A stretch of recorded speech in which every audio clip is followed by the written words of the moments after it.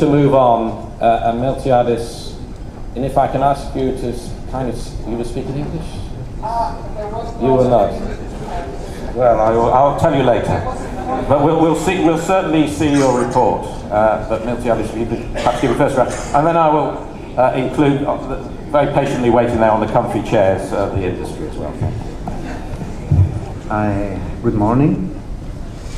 I will not repeat what our rapporteur, Knut Fleckenstein, explained, and I hope all your in-depth questions will be addressed to him, because he is the rapporteur.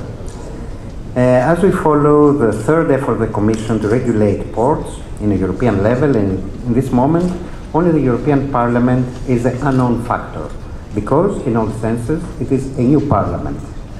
Allow me to give you a glimpse of the various positions expressed in the TRAN Committee this month. We all agree that ports are main pillars of the economy of the Union and that efficiency and competitiveness should be strengthened.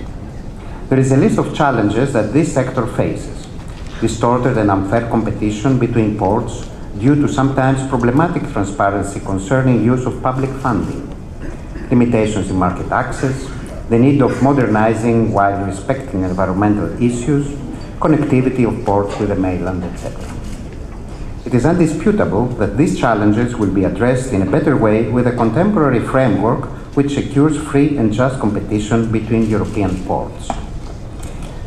In the Parliament, in our committee, we all agree that enhancement of mechanism of transparency in public funding of all ports is of paramount importance for fair competition. We also express the desire for clear and steady rules concerning state financial aid for ports. It is a positive sign that the Commission announced the revision of the rules about that up to the end of 2015. As for the port charges, members supported transparency, but were against harmonization.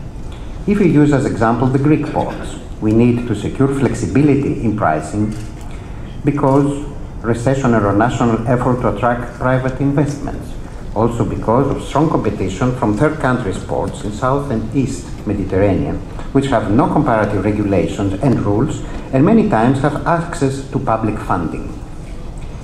In the Parliament, we had different opinions concerning access to the market, especially for specific services like dredging, which could be assessed as infrastructure obligation and not as a service, piloting being of the utmost importance for security, or mooring. Also, our group of Socialists and Democrats has as priority to ensure working forces' rights, and so we welcome the formation of the Committee for Social Dialogue, where issues of port labor and especially security, health consideration, training, and how to ensure workers' rights in the case of transfer of business will be discussed. In the end, I would like to report that some colleagues mentioned that they will vote against the regulation despite any possible amendments. This came from colleagues that are against any intervention on the way their countries are addressing this issue. A logic for less Europe, although, of course, in other issues, they are more open or even demanding. You see the different ways we approach the issue, where disputes are not only restrained between political groups, but also transverse them because of national distinctiveness and policies. Dear friends, the diversity of financial models, the diverging political positions concerning the market approach to services, competing system of organization and functioning of ports and port services in each country, and of course issues like protection of the rights of the labor force, led in the past in strong resistance for the regulation. Taking into account our first discussion in the TRAN Committee, I am sure that we will be able to reach a fruitful compromise. In spite of diverging positions expressed by some of my colleagues, we are lucky that leading us as rapporteur we have our esteemed MEP Knut Fleckenstein, who has the experience and readiness to bridge the differences.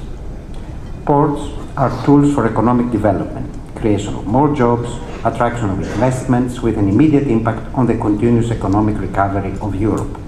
Transparency, accountability, opening of services with a clear, defined and not unregulated way, fair competition are some of the tools. I am sure that through a substantial dialogue we will find our common ground, maybe with milder regulations which will reply to all the challenges your sector faces. Thank you very much.